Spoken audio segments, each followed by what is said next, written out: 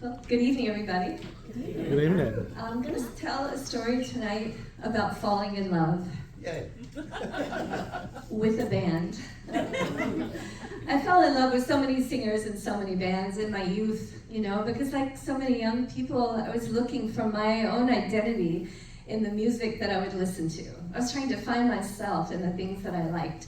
And so I would fixate on a singer or a band. Barry Manilow, Billy Joel, the Manhattan Transfer, Steely Dan. I would buy all their albums and learn all the lyrics to all the songs and all the studio musicians on every track. And then I didn't do that anymore. I did that for many years, but then I grew up. And I got married, and I started my career, and built a home, had a child, and then those became the places that I turned to find my identity. And I found it there. And my listening to music, which I've always done, it shifted a bit from listening to artists to listening to songs. And so for many years, I've just listened to songs. I love songs. I put them on playlists to fit different moods that I'm in. And I didn't imagine that I would ever fall in love with a band again the way I did when I was a teenager. But then, to my joy and delight, that happened. I fell head over heels in love with the band Sammy Ray and the Friends in 2022. If you don't know them, please look for them on Spotify. But the music of Sammy Ray, it was very special to me because it became the soundtrack of a really transformational year in my life. So I want to tell you a little bit about that. So prior to 2022, I had been raising my son and being a companion to and later caregiver for my mom. In 2021, my son moved away from home to go to college, and in November, that was in August, in November of that year, my mom passed away. And those two changes in my life definitely freed me of a lot of responsibilities. But my heart was at loose ends because I had so much love and care that I needed to give, and suddenly I didn't have a place to put it. But the universe fulfilled that need in 2022 by bringing two people into my life that absolutely changed my life completely and for the better. The first person is my friend Pindy Aurora, who is out there in the audience somewhere. There she is.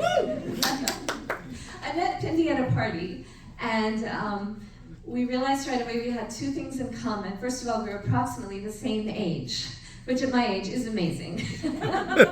And we're also both ukulele players. And so we started meeting up to play music together just for fun. And then one day I wrote a song and I played it for her, and she said, "Oh my God, that's the best song I've ever heard in my entire life." And she could not have chosen better words, more effective words to motivate me to write more songs. I have probably written 80 songs since we met in 2022. And you can hear some of those songs. Well, at first I want to say many of those songs were inspired by Pindy. Sometimes it's music I put to her lyrics, or lyrics I wrote inspired by her stories and our relationship. And you can hear some of that music on your favorite streaming platform if you look for Big Magic! Exclamation point. That's who we are. So Pindy did that for me, really inspired my songwriting. And then she also reintroduced me to nightlife. So I have been a person who was always in bed by 9 or 10 p.m. at the latest.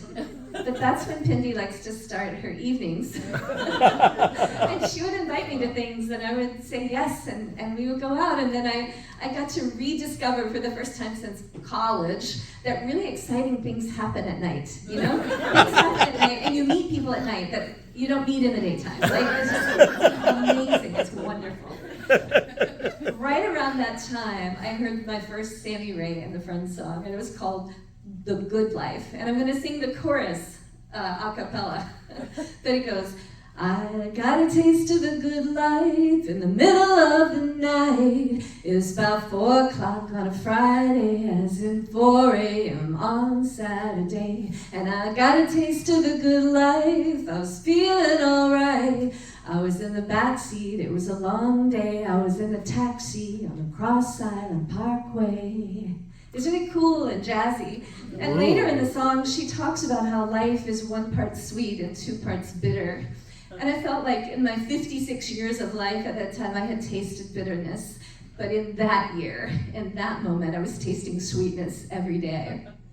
The next person that 2022 or the universe gave to me was a trans girl named Zaya, 20 years old, estranged from her family, far from home, and in need of a mom figure in her life.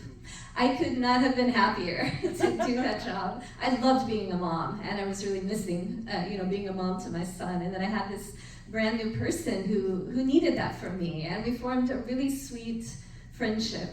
And Zaya introduced me to 2 really important places in my life: Cine Karaoke, where I met Narki, one of the best people and best singers I've ever known, and my Kai Kava Lounge, which is my home away from home. It's a place where I found community with other creative people, and I go to an open mic there every Wednesday.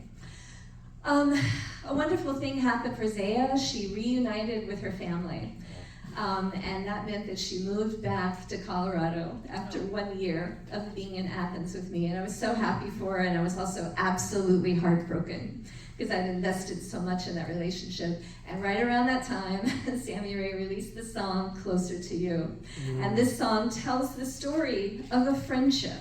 Many of her songs are focused on friendship rather than romantic love, but this one was about, the excitement of bonding with a new person, but then the difficulty when the relationship begins to change and distance grows.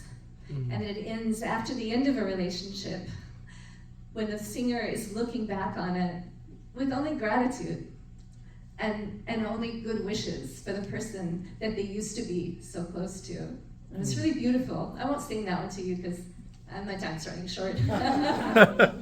But I highly recommend looking that one up. And I continued listening to her music because it's so big-hearted and optimistic. And I feel like her music has really bolstered me in keeping my heart open to new relationships and new experiences, new loves, even in the face of certain change. I listen to all her songs, I know all the lyrics, I know all the studio musicians on every track. And my final message in my story is that it is never too late in life to fall in love with a band. All right, thank you so much.